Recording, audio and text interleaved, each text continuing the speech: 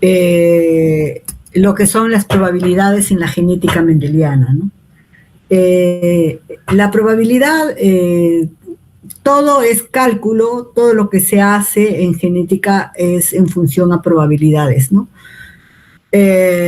Y esto es que un suceso ocurre en la proporción de veces, ¿no? En un gran número de pruebas, ¿no? Entonces, como les había manifestado, cuando ustedes lanzan una moneda, si yo lanzo mi monedita, tengo la probabilidad de que me salga cara o cruz. Son cualquiera de las dos, porque una moneda tiene dos caras, ¿no?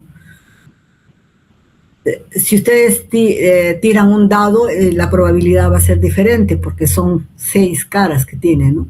6 lados. Entonces, la probabilidad va a estar en función de que cada uno de ellos son sucesos independientes. Si yo lanzo mi monedita, tengo la probabilidad de que me salga ahora cara o que me salga cruz.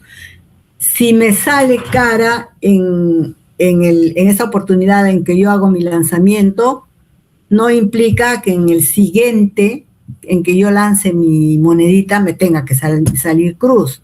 Tengo la probabilidad de que otra vez me pueda salir cara. O sea, la probabilidad es independiente. En cada suceso va a ser independiente cada lanzamiento. O sea, no implica que tenga que salirme en la siguiente lo que no me salió en la primera, ¿no? Entonces, todos esos eventos son independientes y es al azar, ¿no? Entonces, la transmisión de una característica a otra generación se va a medir a través de proporciones genotípicas y fenotípicas, y las leyes y principios de Mendel están relacionados con esas probabilidades de los sucesos independientes. No se entiende por suceso independiente la existencia de una característica no va a tener necesariamente que interferir sobre la expresión de otra característica, a menos que esos caracteres estén ligados.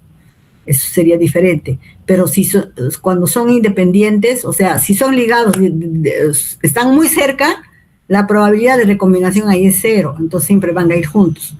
Pero en este caso estamos hablando cuando hay independencia de caracteres, o sea, cada carácter es independiente sobre el otro carácter, ¿no? Y esa probabilidad de recombinación, o sea, entre el alelo de un carácter con el alelo de otro carácter, se va a dar de manera independiente y al azar, ¿no? Y vamos a tener todos los productos de las probabilidades en eventos individuales.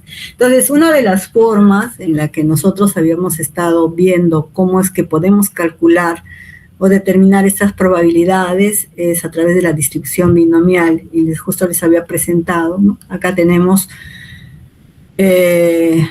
justamente para calcular esa probabilidad tenemos esta fórmula donde estamos utilizando factoriales, ¿no? O sea, tenemos n, va a ser el número total, ¿sí?, de individuos que están interviniendo para este cálculo.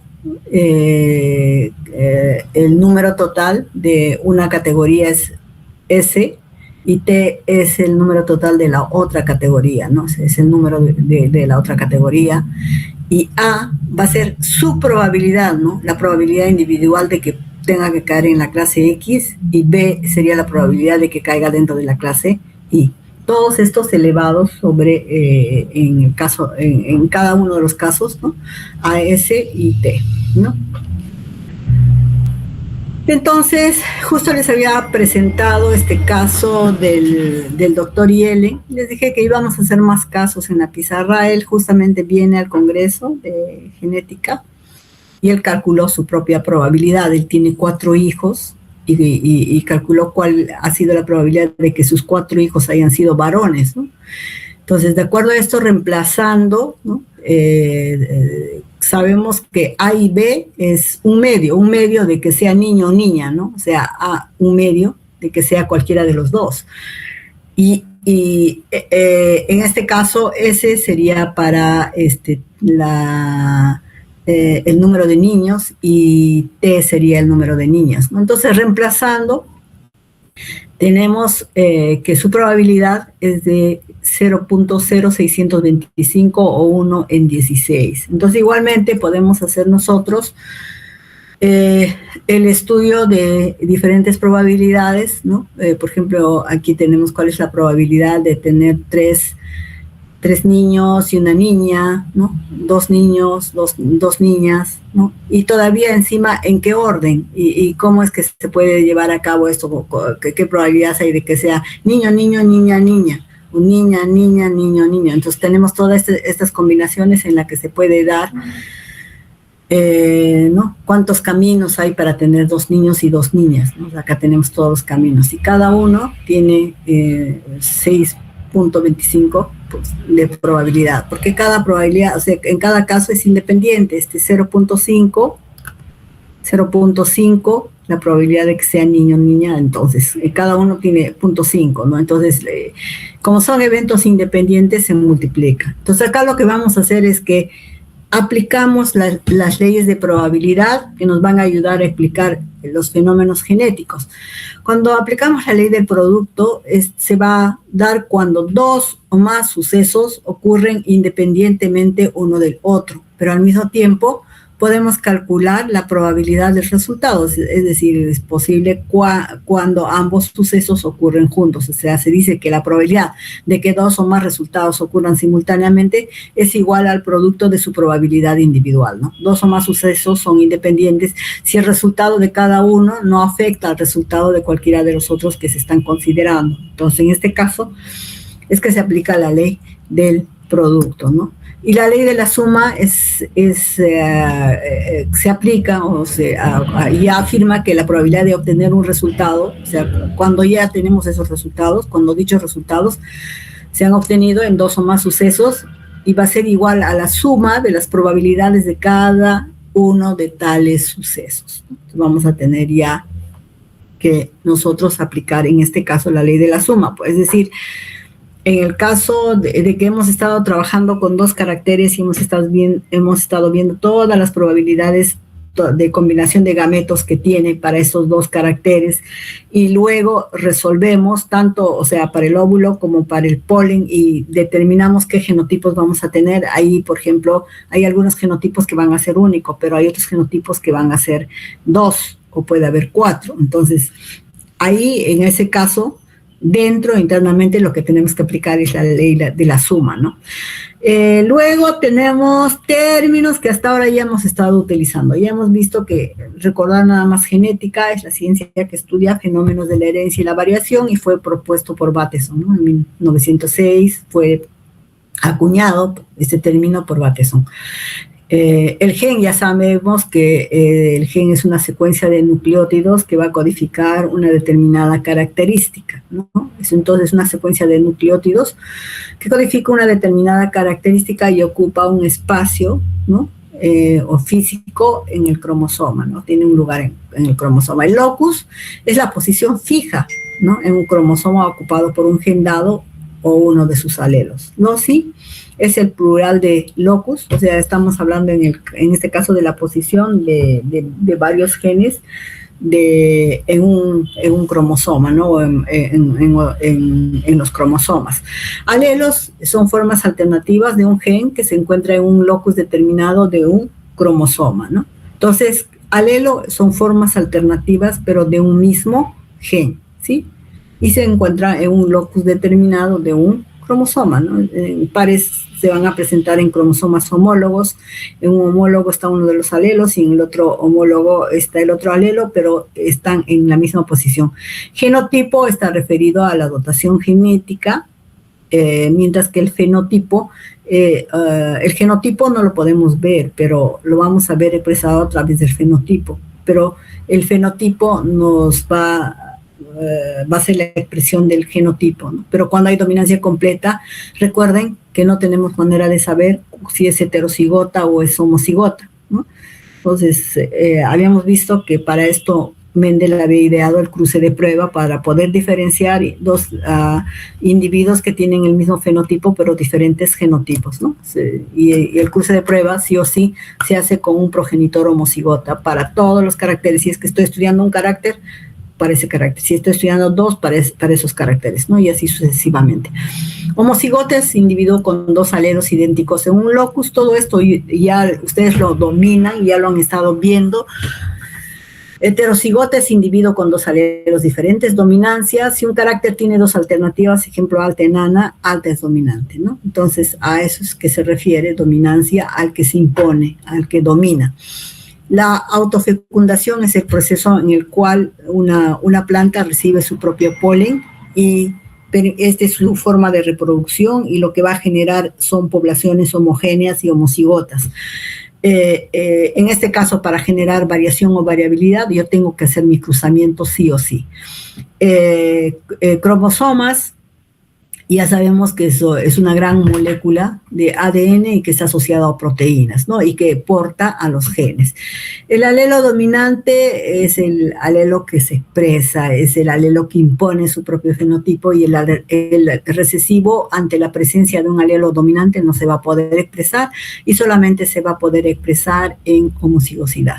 La hibridación es el proceso que implica el cruzamiento. El cruzamiento o hibridación es un proceso que está constituido básicamente de la primera parte, es la emasculación, que implica extirpar, quitar las anteras y convertir a un progenitor solamente femenino.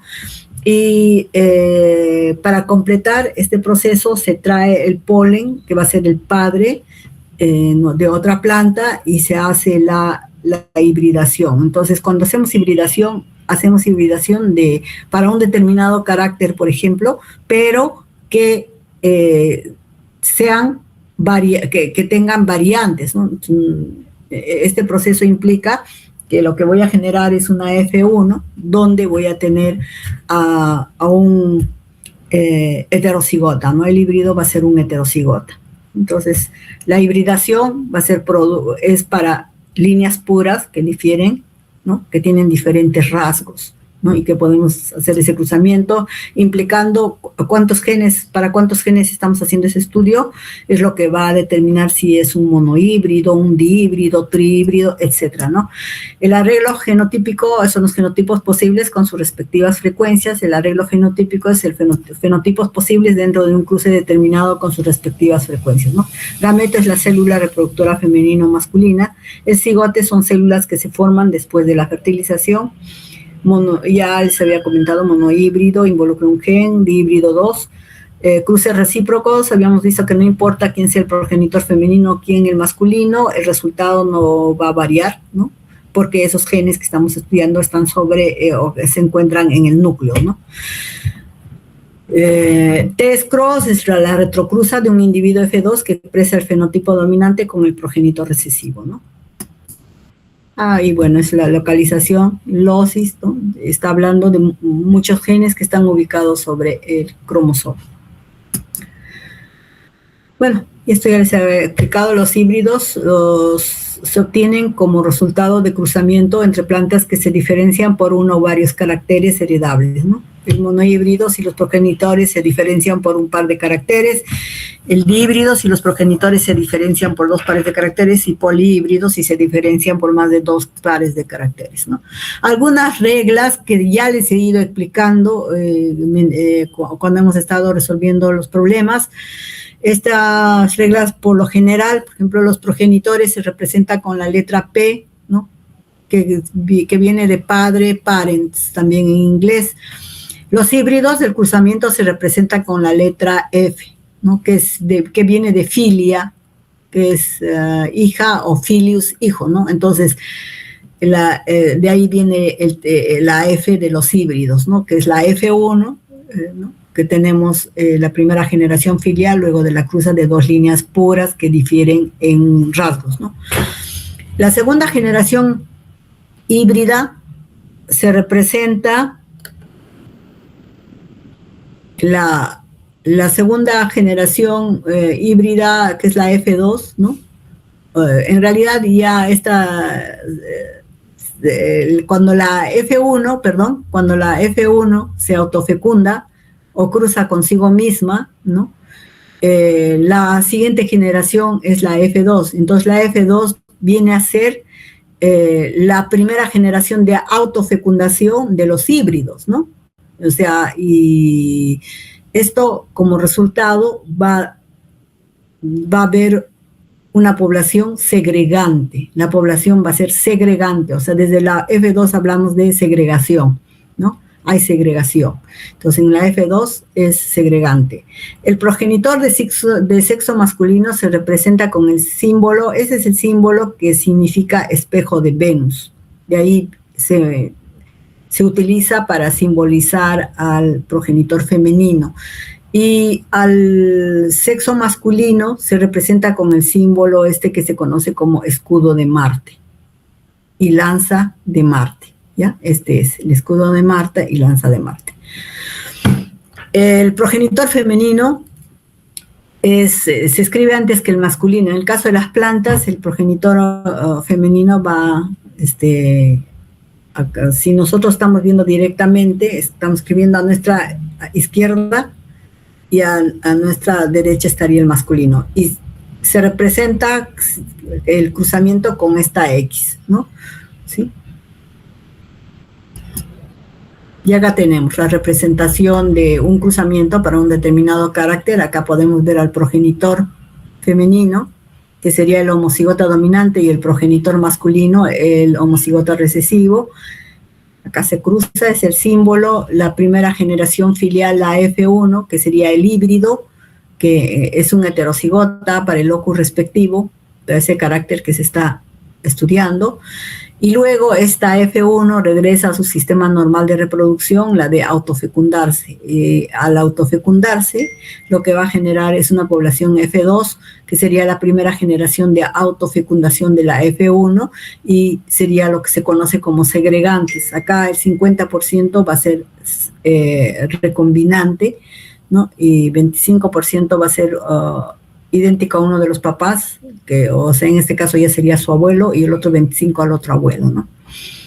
Y el 50% ha recombinado la información de esos dos padres, ¿no? Y luego así sucesivamente en las siguientes generaciones va a seguir segregando hasta llegar nuevamente a una homocigosidad que normalmente lo alcanza en la F7, F6 llegó al 96 y algo por ciento, y las siguientes generaciones va a seguir segregando, pero ya en pequeñas cantidades, ¿no?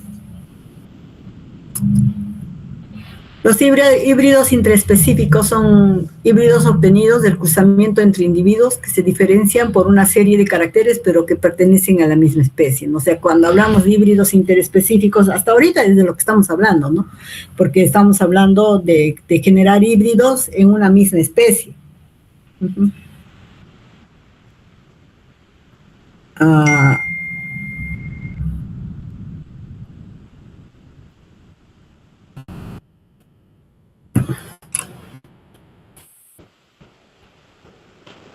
Y los híbridos interespecíficos, si los progenitores pertenecen a diferentes especies, la progenie resultante es conocida como híbridos interespecíficos. Los cruzamientos interespecíficos, es posible hacer cruzamientos entre diferentes especies cuando están muy relacionadas, ¿no? Y, por ejemplo, en la naturaleza hay hechos en el que ha connotado estas cruzas interespecíficas en una nueva especie, ¿no? Como es el caso del triticale, que ha sido obtenido por un trigo natural, por un cruce natural entre trigo y centeno, ¿no? El trigo ha sido obtenido naturalmente, el tetraploide por el cruce de dos especies diferentes, ¿no? En un momento dado, no se sabe en qué momento, pues se cruzó una especie diferente con otra especie diferente, en que ambos se obtiene un cigote que es estéril, pero pasa algo y se duplica el juego de cromosomas. Entonces, aquí tenemos el caso de un famoso tetraploide, ¿no? Que sería el trigo harinero, y que a su vez después incorpora el genoma de otra especie diploide, y ese sería el trigo hexaploide. Pero naturalmente el hombre también ha obtenido especies, un híbrido artificial que viene a ser el triticale. El triticale ha sido íntegramente obtenido por el hombre, haciendo el cruzamiento entre trigo y centeno, ¿no? Y tenemos el caso de que ha cruzado trigo harinero con centeno y trigo durum con centeno, y por eso tenemos diferentes juegos de cromosomas en ambos casos. Tenemos triticales hexaploides y triticales octaploides, ¿no? Entonces, dependiendo qué especie se utilizó de trigo durum o harinerum para hacer ese cruzamiento. Pero el triticale es famoso porque se siembra en áreas extensas en Europa sobre todo, ¿no? Es ampliamente conocido.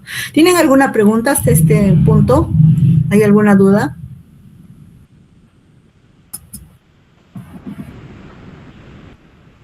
¿Hay alguna duda, chicos?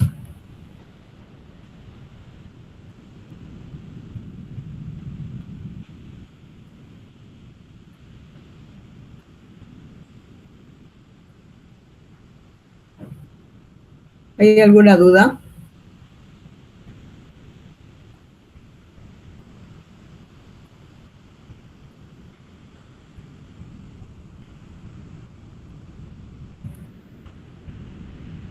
Bueno, entonces, si no hay dudas, continuamos, pero chicos, por favor, contéstenme. Espero que no estar hablando así como si estuviese en un monólogo. Realmente, como no los veo, no sé. Me gustaría que comenten algo.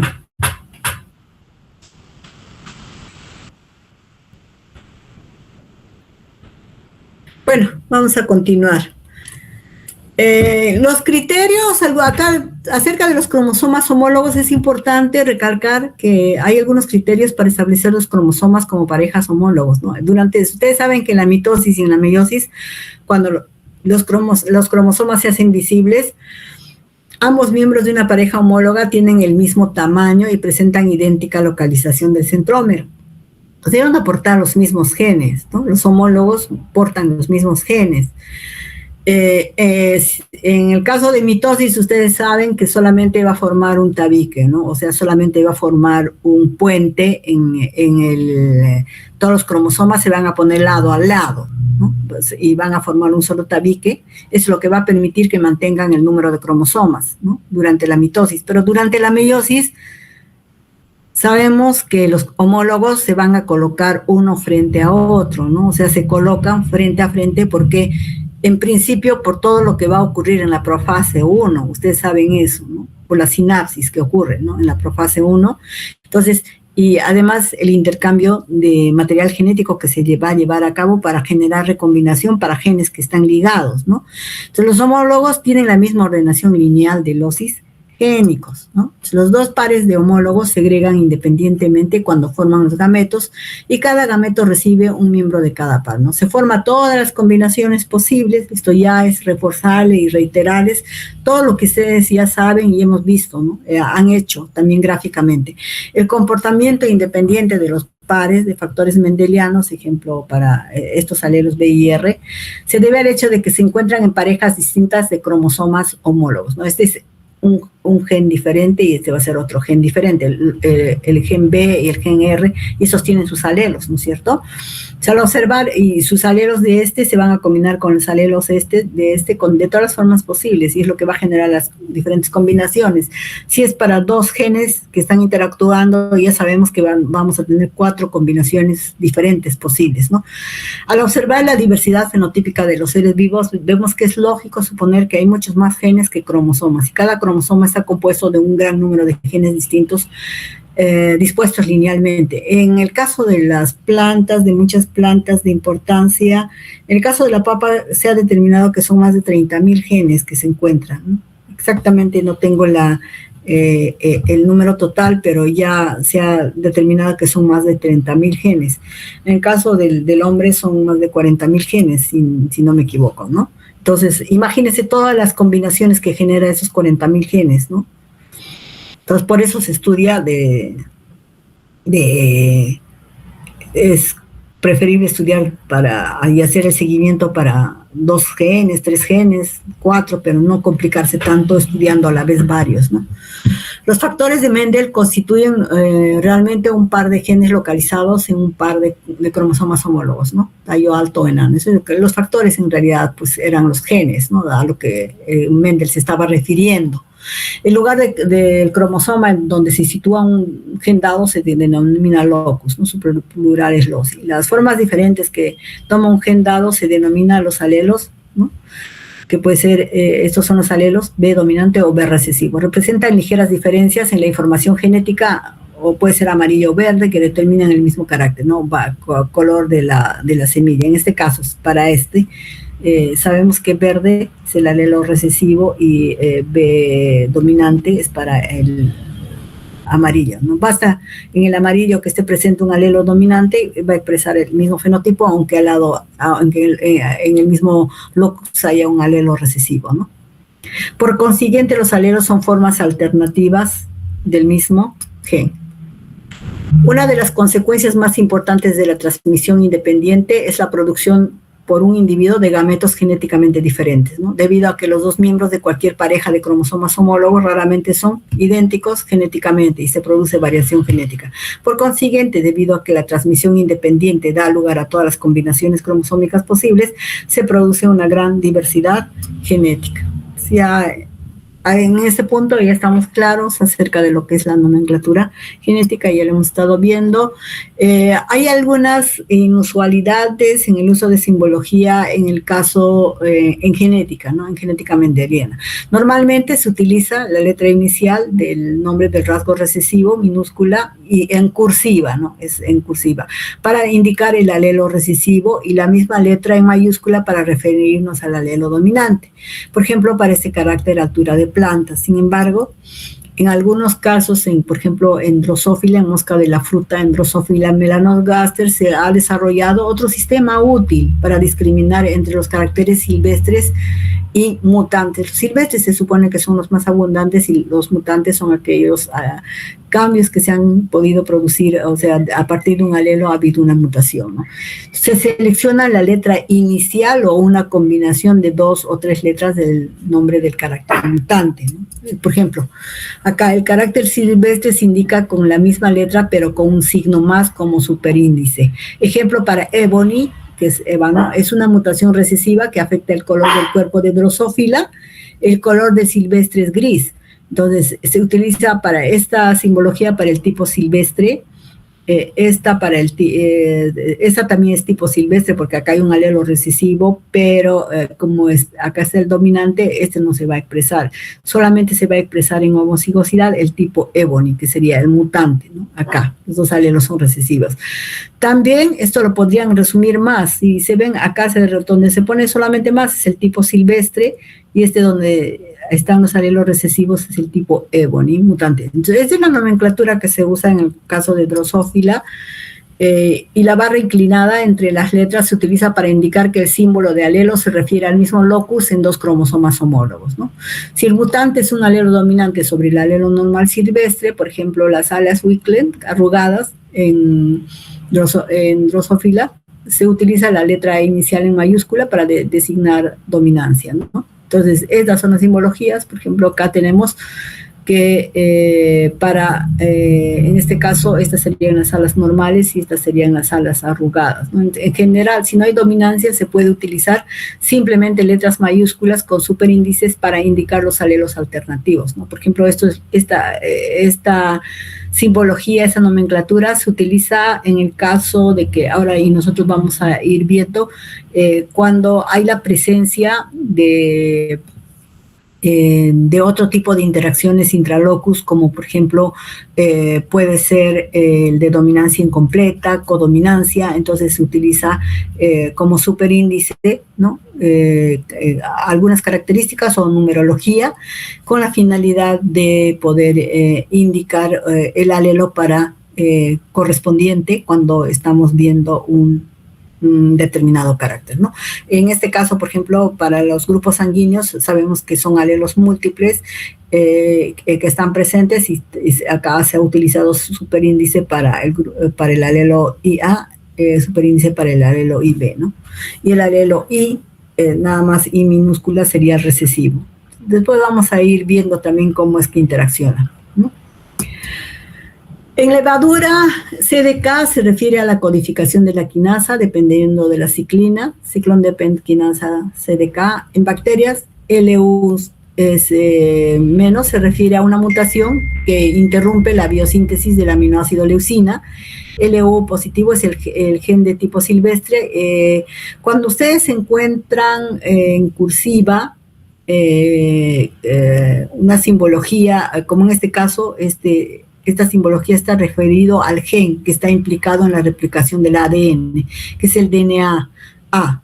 Pero si ustedes lo encuentran sin cursiva, no está en cursiva, significa que se refiere a la proteína que va a generar este gen, ¿no? O sea, sin cursiva se refiere a la proteína que ha sido generada por este gen, ¿no? No sé si esto queda bastante claro. Cuando de pronto ustedes están leyendo un libro y encuentran que ven en cursiva y el otro ven sin cursiva y ustedes preguntan, ¿pero de qué cosa está hablando? Entonces ustedes con esta información ya saben que si está en cursiva se está refiriendo al gen. Si no está en cursiva, significa que es referida a la proteína que se genera por ese gen, ¿no? En humanos, BRCA1, gen asociado con la susceptibilidad al carácter de la mama. Como pueden ver, en este caso hay 4 letras y un número, ¿no? Entonces, esa es la nomenclatura que se utiliza y solamente para un gen, ¿no? Entonces es diferente en algunos casos, como pueden ver. Hasta ahora nosotros, en el caso de los caracteres que estamos estudiando en los vegetales, estamos utilizando una sola simbología, ¿no? Una sola letra. Aunque se ha adoptado una convención estándar para asignar símbolos genéticos, hay muchos sistemas de nomenclatura genética que se utilizan para identificar genes en diversos organismos, ¿no? Normalmente el símbolo seleccionado refleja la función del gen u ocasionalmente la anomalía que ha sido ocasionada por un gen mutante, ¿no? Generalmente se nombra con 3 letras minúsculas y en cursiva al gen, por ejemplo acá para el RAS, ¿sí? Y la proteína codificada por este gen recibe a veces la misma denominación, pero comienza con la letra mayúscula y está sin cursiva, ¿no? En ocasiones se emplea las 3 letras en mayúscula, ¿no? Para el gen, pero que está en cursiva y la proteína va a estar sin cursiva, ¿no? Hemos escuchado hablar de diferentes tipos de alelos. ¿Por qué decimos alelo silvestre? Tipo silvestre es el alelo más frecuente en la naturaleza, el que existe más, ¿no? El que arbitrariamente se designa como normal, en realidad es el dominante, ¿no? Este alelo frecuentemente va a ser dominante, ¿no? Aunque no siempre puede haber excepciones, pero el tipo frecuente normalmente es el dominante. Tenemos ejemplo del gen A que produce la enzima A, ¿ya? Alelo mutante tiene información genética modificada y a menudo especifica un producto genético alterado, ¿no? Normalmente la mutación va a dar lugar a la disminución o pérdida de la función específica del tipo silvestre. Ejemplo, el cambio de la conformación de la enzima A, reduciendo o eliminando la afinidad por el sustrato, ¿no? La ganancia de función es otra mutación que puede incrementar la función del producto de tipo, a eso se le llama también mutaciones de ganancia de función, que normalmente va a dar lugar a alelos dominantes. Ejemplo, oncogenes que anulan la regulación por exceso de producto génico, o el alelo nulo que se le denomina así cuando el gen A ya no produce enzima A o su mutante. Los alelos letales también hay alelos que afectan la viabilidad de los individuos que los portan, ¿no? Hay ciertos alelos que en un determinado estado, por ejemplo, homocigota, ya sea recesivo o dominante, puede generar la muerte, ¿no? O codominantes, ¿no? Pueden provocar la muerte del individuo. Eso va a depender del caso, dependiendo de qué gen. Entonces, pero sí existen los alelos letales, ¿no? El albinismo, por ejemplo, es una condición genética en la que hay una ausencia congénita de pigmentación, o sea, no hay producción de melanina. Para eso se presenta tanto en ojos, piel, pelo, en los seres humanos y en otros animales causado por una mutación en los genes. También aparecen los vegetales, donde van a faltar otros compuestos como los carotenos. Es hereditario, aparece con la combinación de los 2 pares portadores del gen recesivo, ¿no? Entonces está escondido, es un alelo que en recesividad no se va a expresar, pero si se encuentra un alelo recesivo con otro recesivo, es ahí donde se va a expresar, ¿no? Esto se nota en todos los grupos étnicos. Vamos a observar que hay una presencia, claro, en otros con mayor frecuencia y otros en menor frecuencia, ¿no? Por ejemplo, en En Estados Unidos se ha determinado que el porcentaje de albinismo, si bien es cierto, es bajo, o sea, tiene una frecuencia y no es igual la frecuencia que tienen los americanos con la frecuencia que tienen, por ejemplo, con los habitantes de... hay un lugar en África, un país africano que tiene altas frecuencias de albinismo, entonces lo asocian con una condición en la que ellos creen que estas personas incluso lo sacrificaban. He estado viendo alguna información en el que creían de que era como una maldición, ¿no? Bueno, eso es el albinismo. Ahora vamos a entrar a ver un poquito de genética mendeliana en humanos, esto más por cultura general, pero es importante saber. Después del redescubrimiento de las leyes mendelianas, los genetistas encontraron que la herencia de genes sigue el mismo principio en todos los organismos eucariotas que se reproducen sexualmente, ¿no? Incluidos los humanos.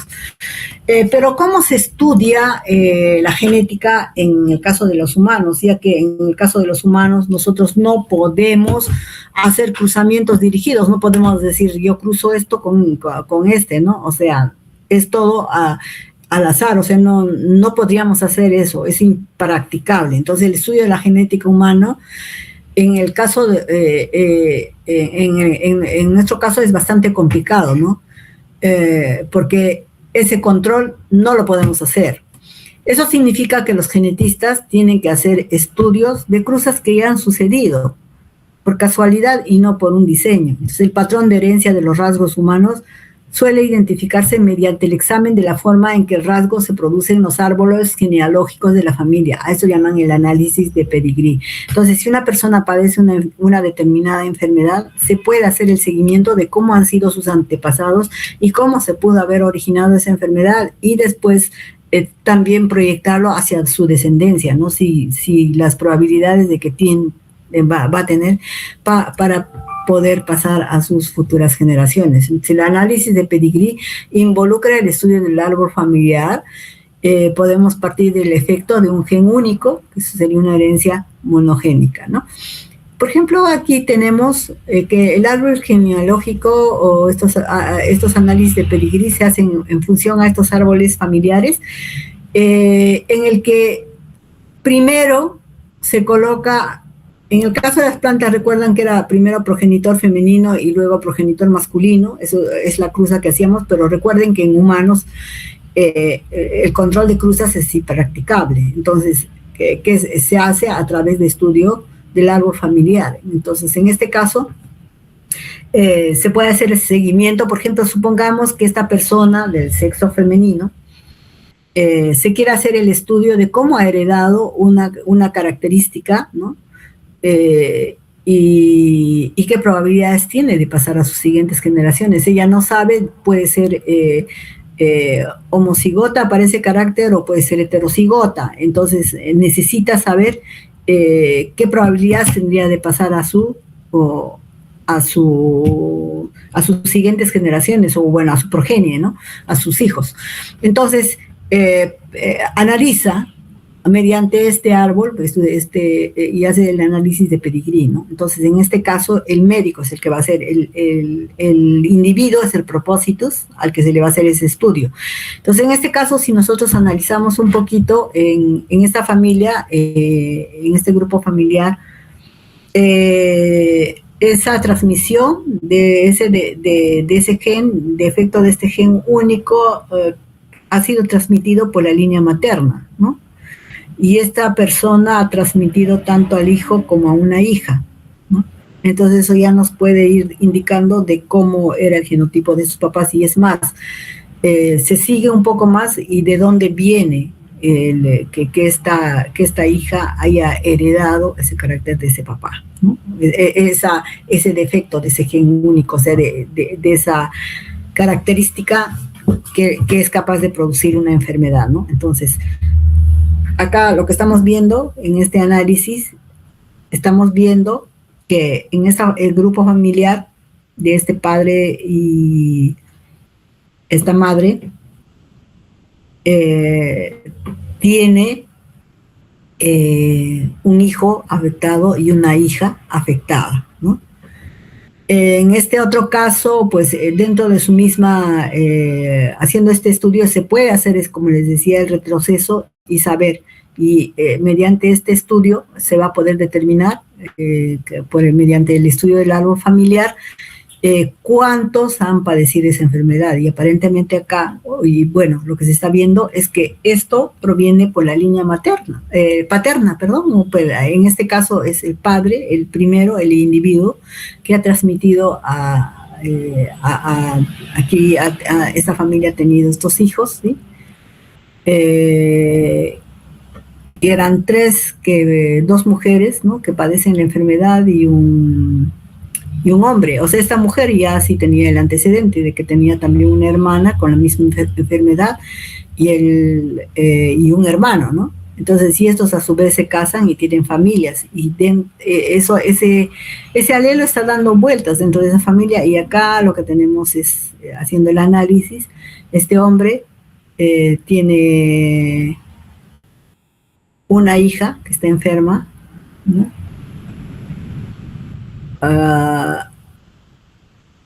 Afortunadamente estos no tienen, ¿sí?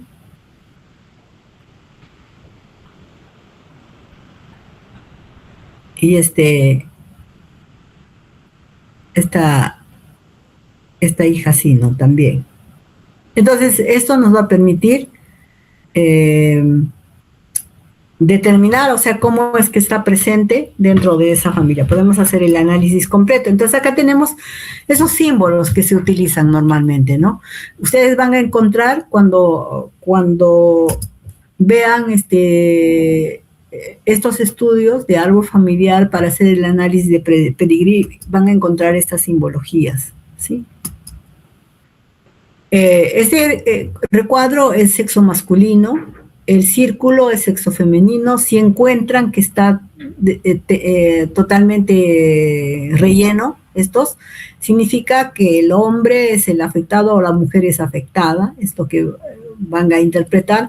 Este rombito significa sexo no identificado. ¿Eso qué quiere decir? Que cuando regresan en el árbol familiar, llegan hasta los abuelos, por ejemplo, pero no se acuerdan cuántos hermanos tuvo los bisabuelos, por ejemplo, ¿no? Cuántos hermanos tuvieron, y creo que había 2 varones o 2 mujeres, entonces, o tienen la seguridad de que había 3 mujeres, pero había un hermano más que no recuerdan si era varón o mujer, ¿no? Entonces, esto es sexo no identificado. Para ya no hacerse tanto problema, le ponen un rombito, ¿no? Esto significa que ha habido abortos en la familia, ¿no? Si tiene como un círculo dentro de la simbología correspondiente, significa que son portadores de genes ligados, ya sea en este caso al cromosoma X, ¿no? O sea, estos son portadores, ¿no? Los portadores llevan solamente ese circulito. Esta rayita nada más significa matrimonio. Cuando está esta rayita entrecortada, es unión extramatrimonial, ¿no? Los hijos de una unión extramatrimonial. Cuando hay estas dos, no, esta simbología atravesando, ¿no?, la rayita del medio, ¿sí?, sería divorcio, ¿sí? Cuando hay doble línea, ¿no?, uno más fuerte y el otro menos fuerte, es un matrimonio consanguíneo. Esto significa fallecimiento, ¿sí? Estos son heterocigotos para herencia autosómicas recesivas. Es una adopción intrafamiliar, o sea, dentro de la familia, adopción fuera de la familia, ¿no? Esta flechita señala el propósito, o sea, al individuo que se le está haciendo el estudio, ¿no? Este sería el propósito, por ejemplo, acá. Así. Bueno, esas son las simbologías que ustedes van a encontrar y que es bueno, pues, que sepan leerlo, ¿no? Que sepan qué cosa significa y es lo que tienen. ¿Tienen alguna pregunta hasta este punto que hemos terminado con genética humana? ¿Qué más lo hice para que tengan de lo que implica el estudio del análisis de pedigrí, ¿no? Que es importante. Ya chicos, hemos terminado esa parte y antes de entrar al siguiente tema, que es el método científico en investigación genética, les voy a dar unos minutitos hasta las 12:05. ¿Está bien? Está bien, profesora. Ya, Está bien, profesora. ya, perfecto. Voy a dejar de compartir. Esperamos unos minutitos.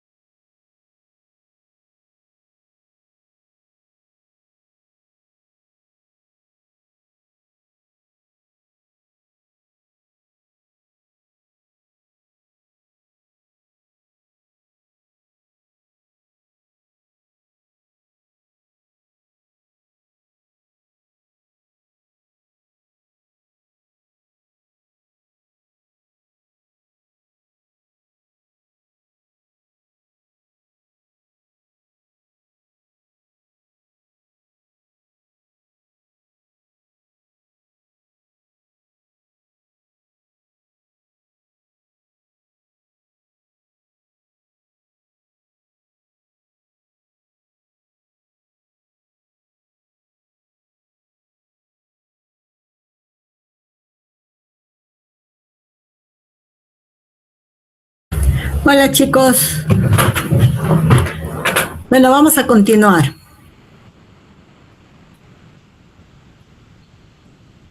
Hola, ¿me escuchan? Sí, profesor.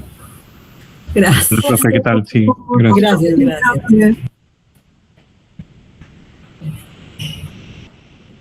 Voy a compartir. Entonces vamos a ir viendo.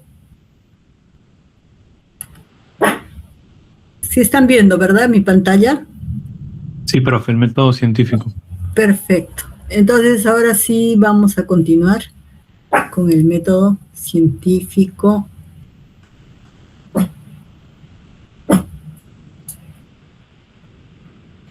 Ay, esto.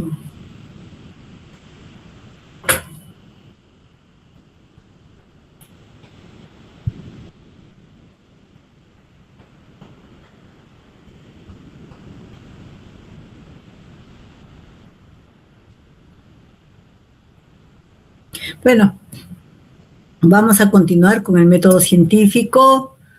Ustedes ya saben que el método científico es seguir pasos ordenadamente, implica que tenemos que partir, ¿no?, de una observación y nosotros cuando observamos algo, un hecho que no podemos entender, nos hacemos preguntas y buscamos información para poder aclarar, ¿no?, qué es lo que está pasando.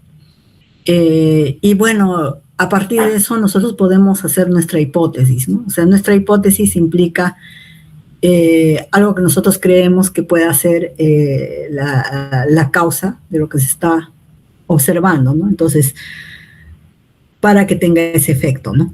Y luego tenemos que por nosotros validar nuestra hipótesis tenemos que recurrir a la experimentación. Eso quiere decir que nosotros tenemos que hacer una serie de pasos para corroborar que efectivamente lo que nosotros hemos manifestado en la hipótesis es lo correcto, ¿no? Entonces, lo que al final, luego de hacer un arduo trabajo de experimentación en el que tendremos repeticiones, ¿no?, y tendremos que controlar diferentes variables, vamos a nosotros finalmente sacar una conclusión de este trabajo de investigación y luego vamos a documentar y habremos encontrado respuesta a lo que estamos buscando, a la observación que teníamos, y nos tocará seguir observando, hacernos nuevas preguntas y tendremos que seguir aprendiendo, ¿no? El método científico en investigación genética es un poco más,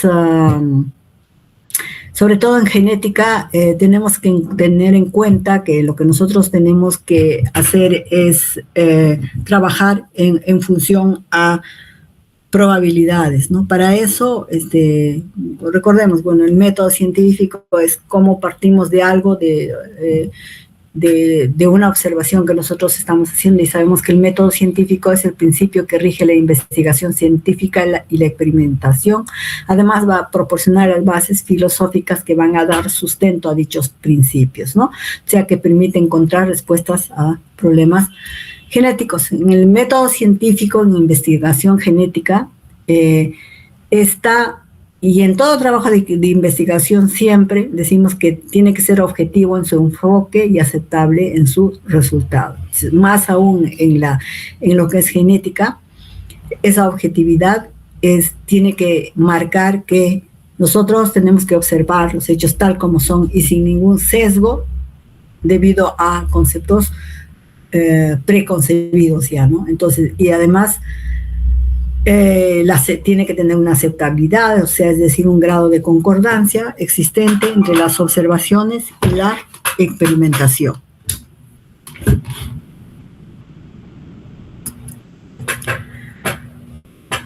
Si recordamos, el método científico emplea el razonamiento inductivo, que se parte de observaciones específicas y experimentos hacia hipótesis generales y teorías, y el razonamiento deductivo, que conduce de la teoría hacia la explicación de resultados experimentales específicos, ¿no? Es decir, acá tenemos que los procesos deductivos se parte de una información ya previa, es decir, la teoría, por ejemplo, donde vamos a reunir evidencias, tenemos las premisas generales, tenemos luego la hipótesis en que todas las aves tienen plumas, por ejemplo, ¿no? Y luego observamos, si es un ave tiene que tener plumas, ¿no? Y la confirmación, y descubrir relaciones entre hechos conocidos, es lo que nos va a llevar. Y los procesos inductivos se parte de observaciones específicas. Yo puedo ver un ave que tiene plumas y voy a seguir viendo ese patrón, un segundo ave con plumas, y mi teoría tentativa en este caso sería, y voy a extraer un principio general a partir de esto y voy a llegar y concluir que todas las aves tienen plumas, ¿no? Entonces, básicamente, el método científico lo que va a medir es que para una causa hay un efecto, o sea, es la causa-efecto, y que puede ser, que ambos están estrechamente relacionados, obviamente, ¿no? Para todo suceso hay una causa y va a haber un efecto. Y acá tenemos un modelo simplificado de las etapas del método científico. Según Krum, la estructura de las revoluciones científicas, escribió él en la estructura de las revoluciones científicas, que la ciencia se desarrolla mediante la acción colectiva de las comunidades científicas en base a elementos compartidos, es decir, paradigmas. ¿Eso qué quiere decir? Que a lo largo del estudio científico en que se ha demostrado diferentes o se ha sacado diferentes teorías, ¿no? O que hoy subsisten, es en base al esfuerzo colectivo de muchos investigadores que han ido trabajando y que en un momento dado han llegado a caer dentro de un grupo en el que todos estaban enfocados a hacer ese trabajo. Por ejemplo, sería el hecho de que cuando se le descubren los trabajos, el trabajo de Mendel, un buen grupo de investigadores caen en este campo de la genética y inician trabajos de investigación y les permite encontrar que hay otro tipo de interacciones. Entonces es un paradigma.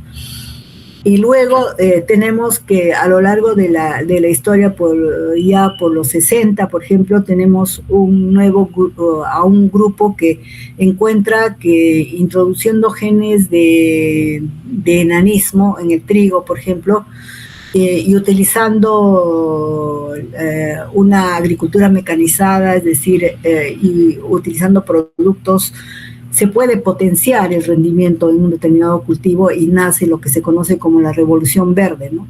Que es el uso de excesivo de agroquímicos, de una agricultura mecanizada, ¿no? Y el uso de variedades mejoradas que vienen justamente con sus propios paquetes tecnológicos. Entonces, lo que hace que muchos investigadores empiecen a trabajar en ese campo, y como resultado también se tiene consecuencias como la erosión de los suelos, ¿no? Entonces el empobrecimiento de los suelos y otras causas como de repente la contaminación ambiental, entre otros, que provoca el excesivo uso de los agroquímicos. Entonces, ¿qué pasa? Un grupo de científicos cambia de paradigma, de pronto dice, no, me voy hacia la agricultura orgánica, ¿no? Entonces, otro paradigma.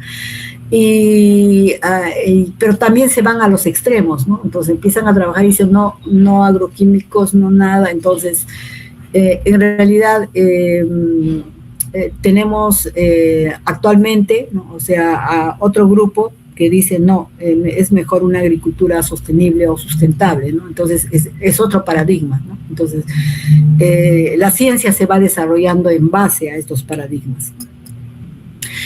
En cuanto a la genética y el método científico, vamos a observar que nosotros en genética hasta ahora estamos hablando de caracteres, ¿no es cierto?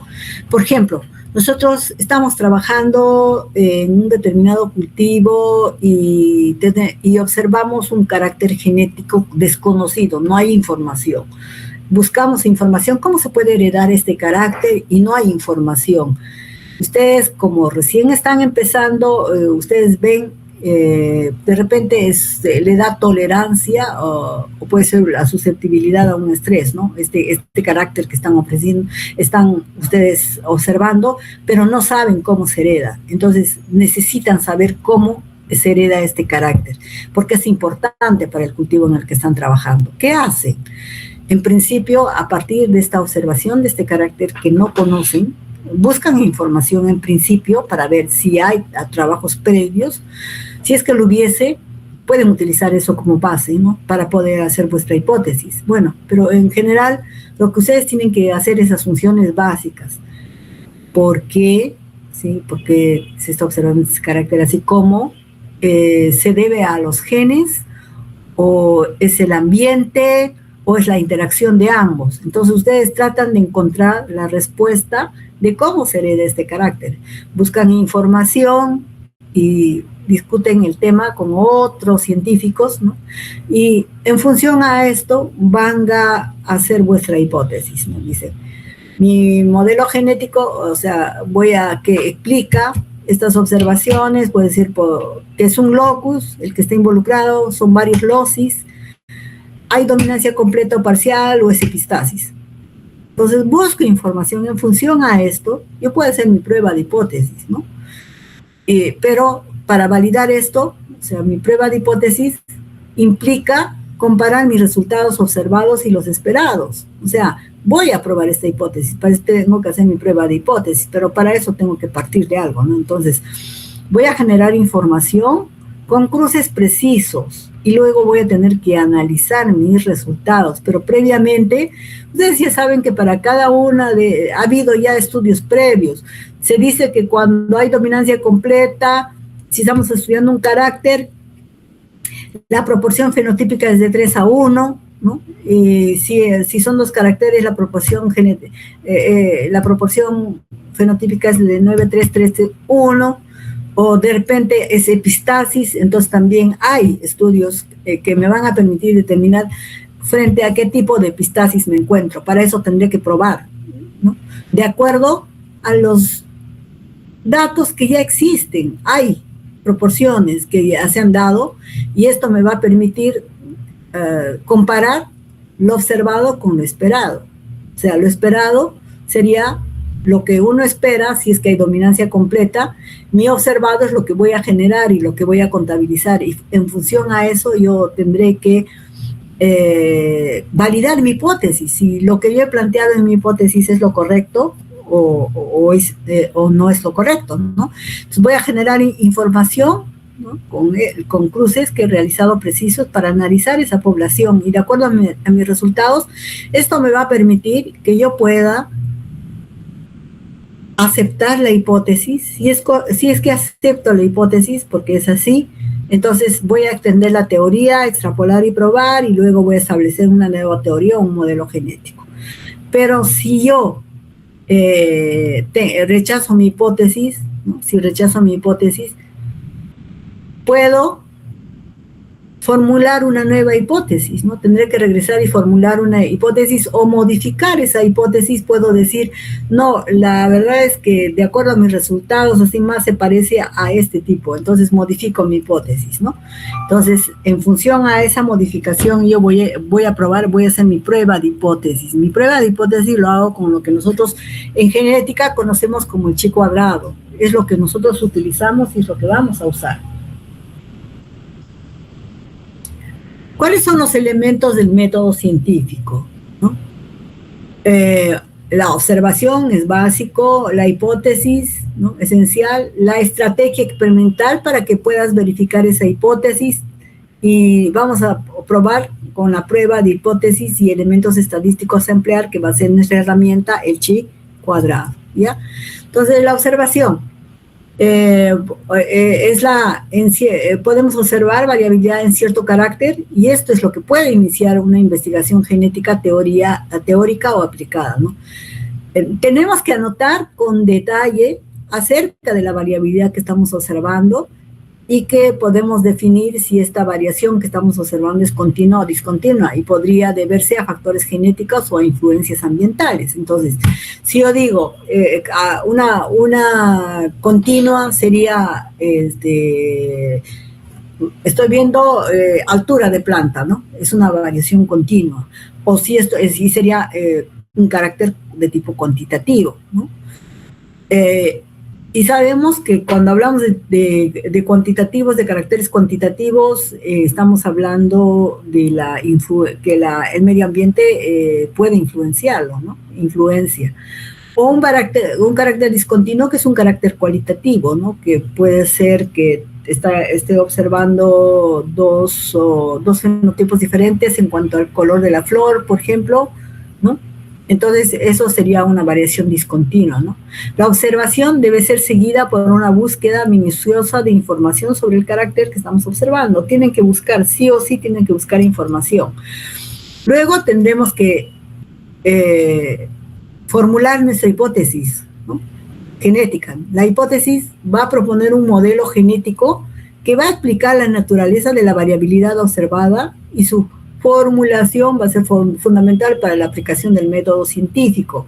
Entonces, de acuerdo a esto, nuestra hipótesis genética debe ser verificable y se puede basar en observaciones que ya han sido realizadas, en información obtenida sobre el tema o intuición y capacidad analítica del investigador, ¿no?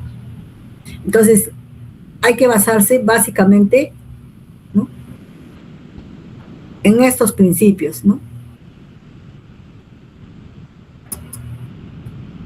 La estrategia experimental para verificar una hipótesis genética. Luego de que nosotros hemos formulado ya la hipótesis, tenemos que definir una estrategia experimental que va a estar compuesta por varios elementos que permita verificar la propuesta teórica. Debe incluir componentes como qué tipo de población vamos a crear, qué tipo de progenitores contamos. O sea, para esto ya debemos de tener un determinado carácter. Por ejemplo, ya evaluado un material que va a ser el plantel de progenitores, y de acuerdo a eso vamos a tener que hacer el programa de cruzamientos, ¿no?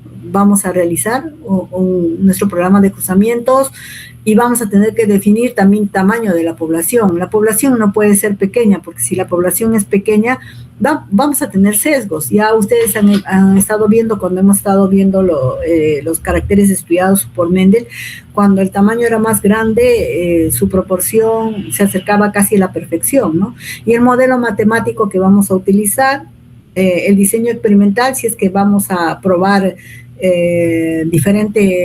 probar las medias que tiene para un determinado carácter. Por ejemplo, estamos viendo rendimiento, entonces ahí sí tenemos que probar medias, ¿verdad? Entonces, en este caso vamos a tener que tener repeticiones y utilizar bloques, ¿no?, con esa finalidad. Y aplicar un método experimental, ¿no?, un diseño experimental, que puede ser un diseño de bloques completos al azar, ¿no?, un látice, ¿no?, o de repente es un experimento con factoriales, si es que estoy probando varios factores. Entonces eso va a depender de cuál es el trabajo que estamos llevando a cabo, ¿no? El trabajo experimental será controlado y conducido en campo, invernadero o laboratorio, y producir resultados que conlleven a realizar la prueba de hipótesis.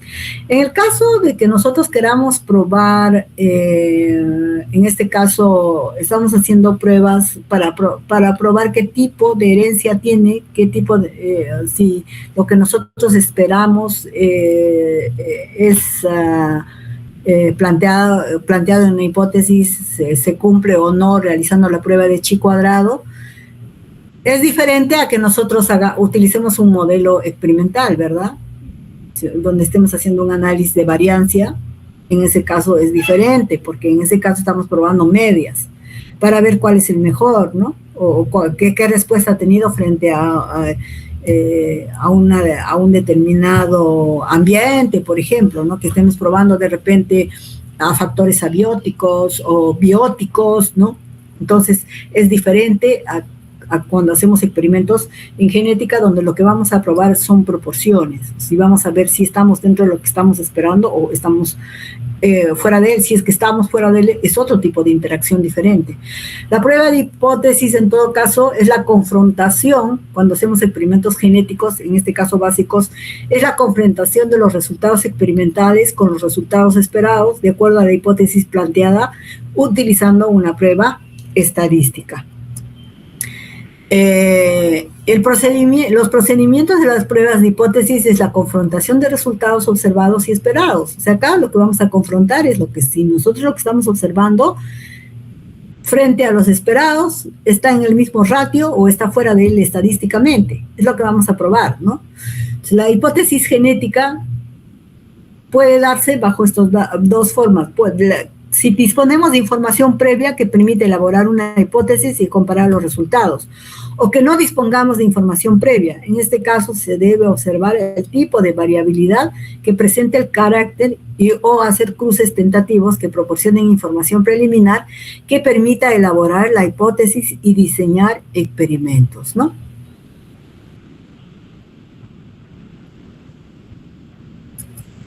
Entonces, los resultados observados en una investigación genética se registran números o proporciones de genotipos y o fenotipos según sea el caso, ¿no? En estudios hereditarios se debe confrontar los resultados observados con los esperados en función de la hipótesis propuesta. Se obtienen los resultados esperados, vamos a obtener procesando, ¿no?, el número total de individuos observados. Ejemplo, la probabilidad de segregación de caracteres contenidas en la hipótesis genética. O, por ejemplo, si yo tengo 5.800 plantas, de las 5.800 plantas he hecho mis evaluaciones y como 3.800 o 3.500 presentan un determinado fenotipo y el restante es otro fenotipo. Entonces, yo eso lo tengo que llevar, ¿no?, de tal manera que yo pueda, o sea, esos datos que voy a probar, ¿sí?, serían, ¿cuánto sería lo esperado? ¿Y cuánto sería lo observado? Entonces, en esa cantidad de población, o sea, pongo mi cantidad observada y para cada una de las variantes, ¿y qué es lo que estaría esperando para esa cantidad? Entonces pongo, yo esperaría esta cantidad si es que hay dominancia completa, yo espero tanto de esta variante y tanto de esta otra variante, ¿no? Entonces lo van a llevar al número, o sea, a la proporción que estarían esperando. Entonces, la distribución de chi cuadrado y prueba de hipótesis de segregación de caracteres mendelianas en un experimento genético en que las clases están bien determinadas, o sea, el número de grados de libertad definidos, y se ha decidido el nivel de significación para comparar los resultados observados con los esperados, la hipótesis planteada, se tiene que usar la distribución de chi cuadrado. ¿Ya? Esa es la que vamos a utilizar. Entonces, para eso tenemos que definir nuestros grados de libertad y el nivel de significación. Esta prueba permite determinar la importancia que puede tener una desviación o discrepancia entre los resultados experimentales observados con respecto a los valores esperados o hipotéticos. Entonces, como para determinar esto es básico que tengamos número de grados de libertad y tenemos que tener el nivel de significación, es decir, a cuán exigente quiero ser con respecto a poder yo darle un margen de error, ¿no?, a lo que yo estoy observando. Entonces, nosotros podemos definir, el investigador es el que define ese nivel de significación, que normalmente es un alfa al 0.05, ¿no? Ese es el alfa, ¿sí? El chi cuadrado es el más común que se utiliza en la investigación en genética, ¿no? El chi cuadrado va a ser igual entonces al valor observado menos el valor esperado, todo esto elevado al cuadrado sobre el valor esperado, ¿no? Ese es el chi cuadrado. O sea, un valor calculado alto de chi cuadrado indica discrepancias. O sea, si mi chi cuadrado es superior al chi cuadrado tabular, o sea, el valor que he hallado, por eso tengo que encontrar el chi cuadrado tabular. Si es que es más alto, significa que hay discrepancias, o sea, entre resultados experimentales y los esperados hipotéticos, y podría deberse a que los resultados esperados se basan en una hipótesis genética incorrecta, el experimento fue conducido de forma indebida o errónea, el tamaño de muestras es inadecuado, es pequeña, o sea, y un valor calculado bajo también de chi cuadrado, bueno, ahí sí indica que los valores experimentales no difieren de los valores esperados, es decir, que la hipótesis genética es correcta. Entonces, tenemos que ponernos en ambas situaciones y de acuerdo a esto aceptaremos o rechazaremos nuestra hipótesis, ¿no? Si son altos, sobre el chi cuadrado tabular tenemos que rechazarlo. El nivel de significación es usual que los resultados observados o experimentales discrepen en mayor o menor grado con los resultados esperados de acuerdo con la hipótesis planteada. Para decidir si se acepta o rechaza dicha hipótesis, se evalúa la magnitud de la discrepancia entre proporciones observadas y esperadas, ¿no? Las de mayor magnitud ocurren en un 5% y la de menor magnitud en un 95% de casos. O sea, la frecuencia de un 5% que permite rechazar la hipótesis se reconoce como el nivel de significación del 5%, que es igual al alfa 0.05. Ese es el más común, el más utilizado en la investigación genética, ¿no? O sea, es el alfa que con este nivel, ¿no?, de margen que nos permita rechazar la hipótesis, ¿no? Entonces, esta representa una base probabilística para aceptar o rechazar una hipótesis. Y los grados de libertad, este en realidad es un concepto estadístico abstracto y se define como el número de clases independientes menos el número de estadísticas o parámetros estimados. O sea, grados de libertad es igual a, si se acuerdan, es n menos 1, ¿no? Entonces, en el análisis estadístico de resultados tales como proporciones de segregación genética, se realizan los cálculos a partir del número total de observaciones en el experimento. Si yo tengo, por ejemplo, dos fenotipos, tengo blanco y tengo morado, morado-blanco, ya. ¿Cuánto sería el grado de libertad en este caso? Sería n menos 1, que sería 2 menos 1, entonces sería 1, ¿no? Un grado de libertad. Si yo tengo para dos caracteres, tengo 4 fenotipos, tengo 4 grupos fenotípicos. En este caso, ¿cuántos grados de libertad tendría? Tendría 4 menos 1, 3 grados de libertad, ¿no? Entonces es así como van a ir determinando vuestros grados de libertad en función a lo que están observando. Acá tenemos un experimento con arveja en Pisum sativum, donde se cruzaron dos líneas puras, ¿sí? Acá tenemos en la F1 se cruzó morado por blanco, F1 todas moradas. En la F2 hubo 5.474 morados y 1.850 blancos. Total, 7.324. Eso fue en la F2. Información complementaria. El carácter está controlado por un locus con 2 alelos con dominancia completa. Entonces, en este caso, mi hipótesis sería: el control genético de este carácter depende de un locus, ¿no?, con 2 alelos, con una segregación, ¿no?, de 3 flores moradas y una flor blanca, ¿no? O segrega mendelianamente en una proporción de 3:1, ¿no?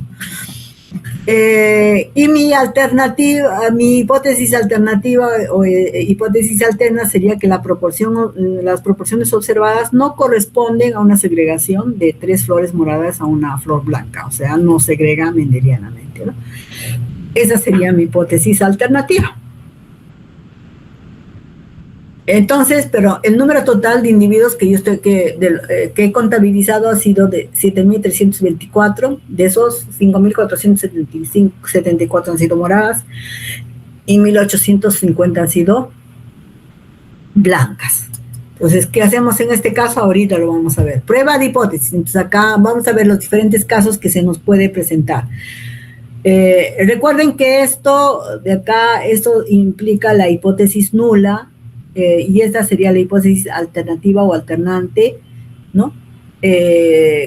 Tenemos que si la hipótesis nula es verdadera y la alternante es falsa, y nosotros aceptamos la hipótesis nula, siendo esta verdadera, y rechazamos la alternante, no siendo esta falsa, entonces estaríamos dentro de una decisión tomada adecuadamente, es decir, es una decisión correcta.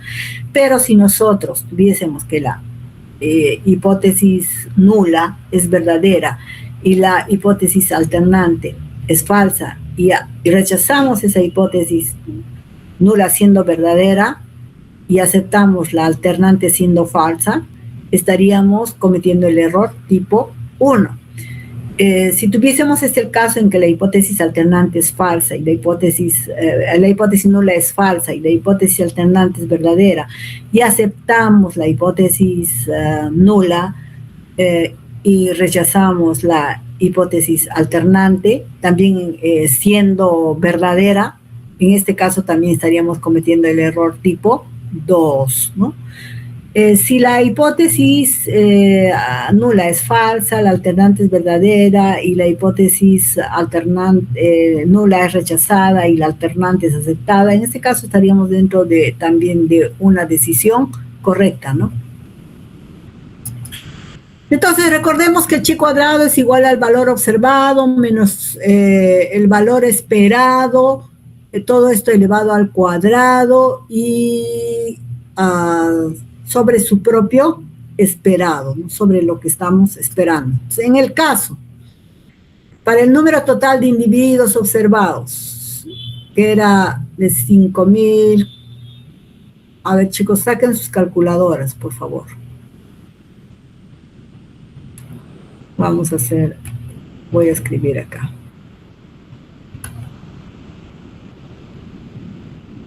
¿Cuántos observados tendría? Tendría de los observados 5.474, ¿verdad? 5.474. 5.400 no se escribe, a ver. Ah, ya. 5.470. Ay, no sé por qué. Acá. 5.474. Para flor blanca es 1.850. El total, ¿cuánto es? 7.324. 7.324. Ya. Ese sería, para lo esperado. ¿Cómo es que yo hallo mi esperado? Si en mi hipótesis acabo de colocar que hay acabamos de poner que en la hipótesis es que el control genético de este carácter depende de un locus con 2 alelos, con una segregación de 3 flores moradas y una flor blanca, ¿verdad? ¿Sí?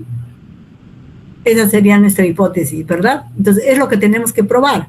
Entonces, si tenemos que probar eso, ¿qué es lo que tendríamos que poner acá?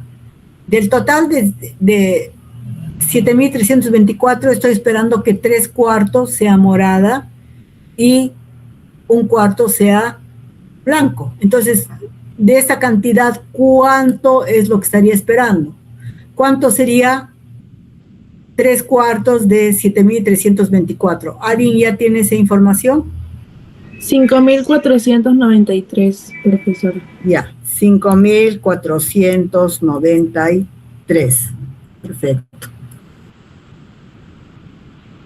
¿Y para blancos? 1.831. 1.831. Eso sería y en suma tiene que salirnos igual, ¿verdad? 7.324. Ya. Ese serían los valores esperados. Ya en función a esto empezamos a desglosar. Acá les he puesto parte por parte. Yo sé que muchos de ustedes lo hacen directo, de frente, pero prefiero que lo hagan así como se hace en genética. Entonces, primero tienen que hallar cuánto sería observado menos lo esperado, ¿no? De acuerdo a ¿se acuerdan? Observado, valor de lo observado menos lo esperado, ¿sí? ¿Cuánto sería acá? O sea, este observado menos lo esperado sería,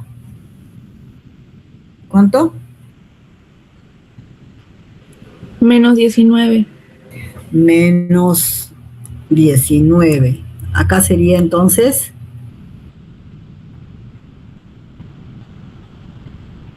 ¿cuánto sería? 50 menos 19. también 19, ya. Lo observado menos lo esperado elevado al cuadrado.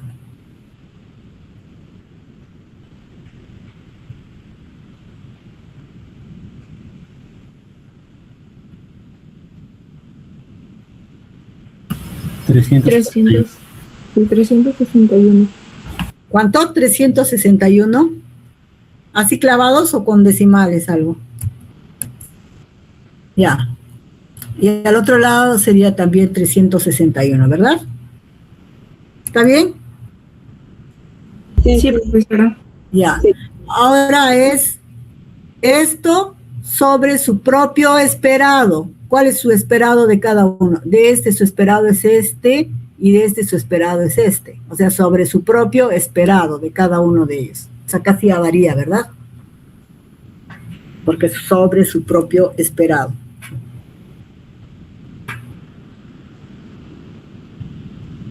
Ya, ¿cuánto sale?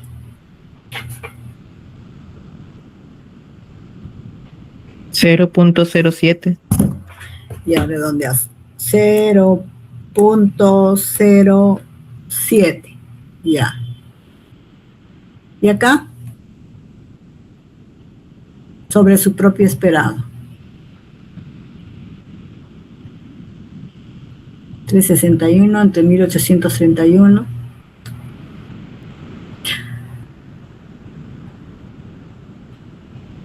0.2. 0.02. No, 0.2. 0.2. Ya. Y acá el chi cuadrado calculado, entonces sería 0.27. ¿No? 0. ¿Está bien? 27, ¿no? Y el chi cuadrado tabular, tenemos acá, yo les he preparado es una tablita que se utiliza porque es bien complicado manejar esa tabla, ¿no? Pero lo que se utiliza frecuentemente en lo que es el mejoramiento genético de plantas es una tablita ya preparada en función para algunos caracteres que se estudian, ¿no? O sea, no son muchos tampoco, es una tablita corta, pero les sirve. Entonces, en este caso que estamos resolviendo, ¿cuántos grados de libertad tenemos? ¿Cuántos grados de libertad?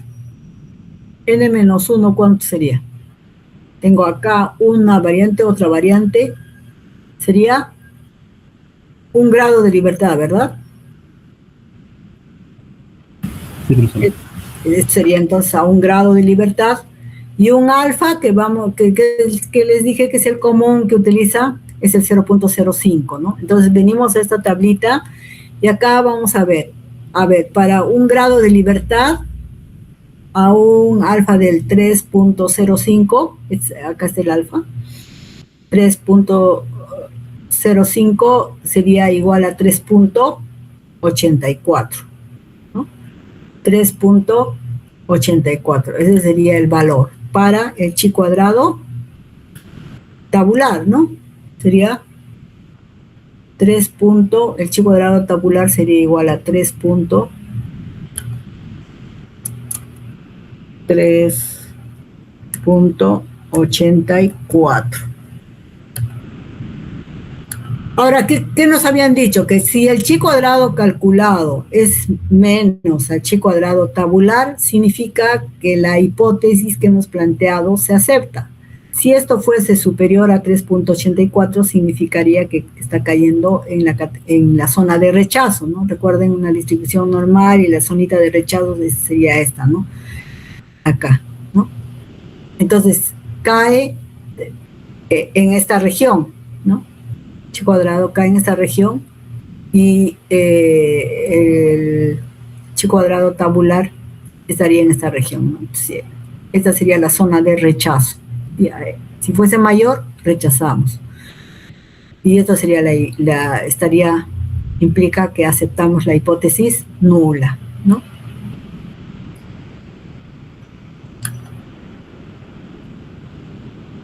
Ese sería, en conclusión, con un nivel de significación del 5% y a un grado de libertad, se acepta la hipótesis planteada y por lo tanto concluimos que el tipo de interacción para este carácter es de dominancia completa y segrega mendelianamente en una proporción de 3:1. ¿Ya? Perfecto.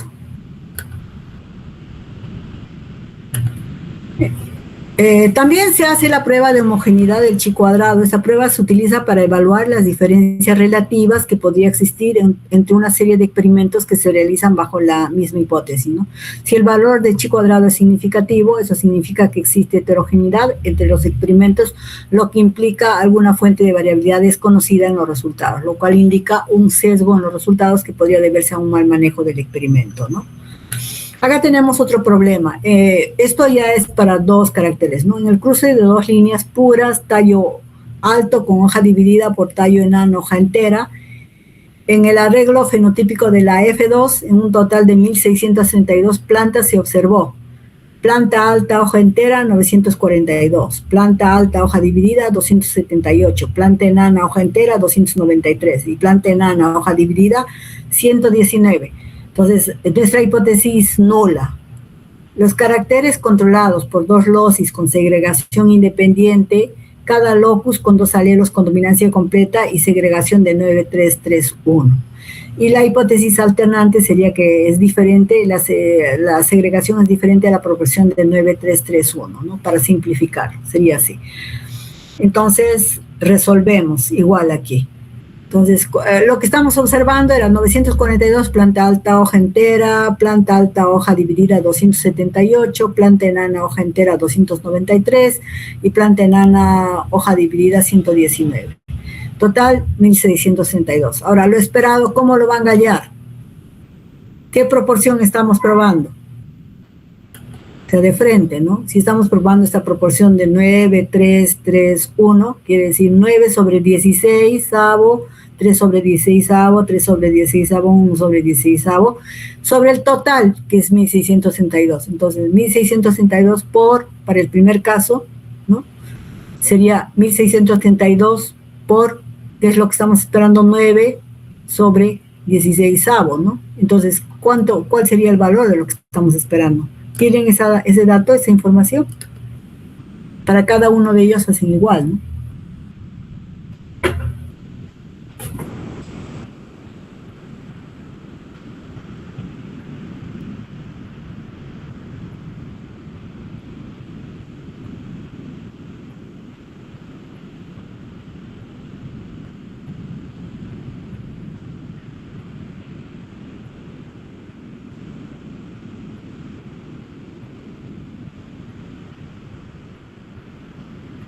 ¿Qué cosa? ¿Están ahí o ya se han ido ya? ¿Están haciendo? Sí, es fácil, solamente, ¿cuánto es el total? 1.632.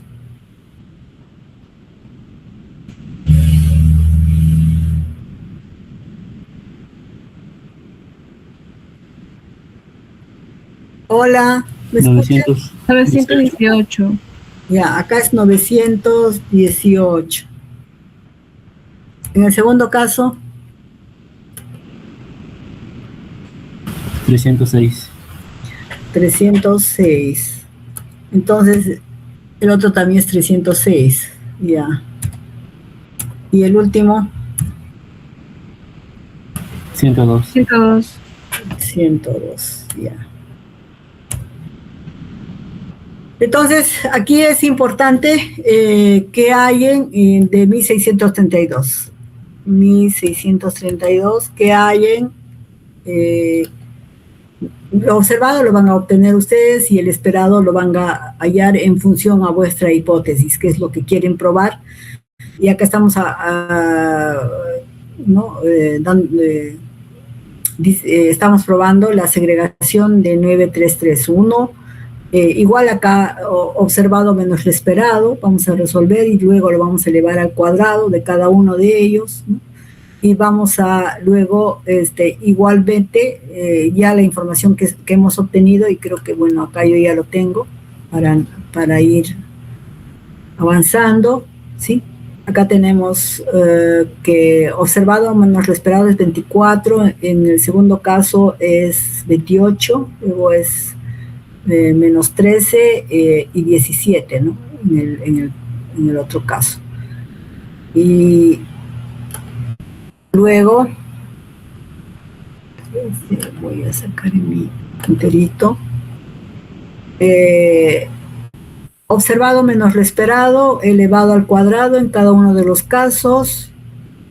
Luego tenemos lo observado menos lo esperado al cuadrado sobre su propio esperado, y estos son los resultados que tenemos de cada uno de ellos, se suma, y en total el chi cuadrado calculado, en este caso es de 6.57, y el chi cuadrado tabular es de 7.81. Como este cae en la zona de aceptación, entonces aceptamos la hipótesis de que la segregación es una segregación mendeliana en la proporción de 9,331, y que esta segregación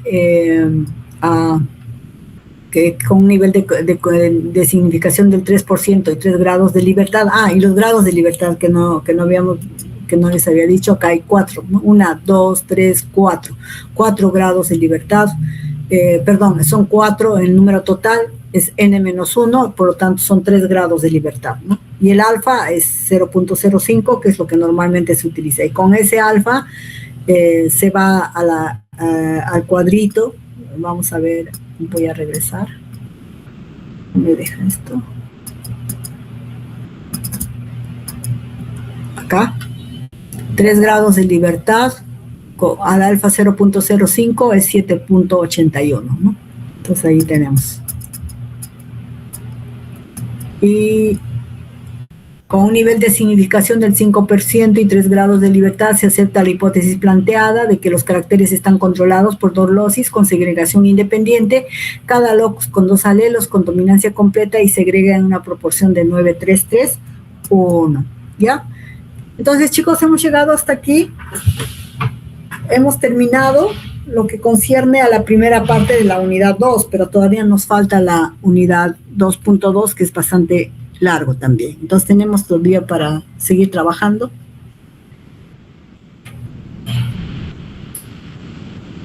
¿Tienen alguna pregunta, alguna duda?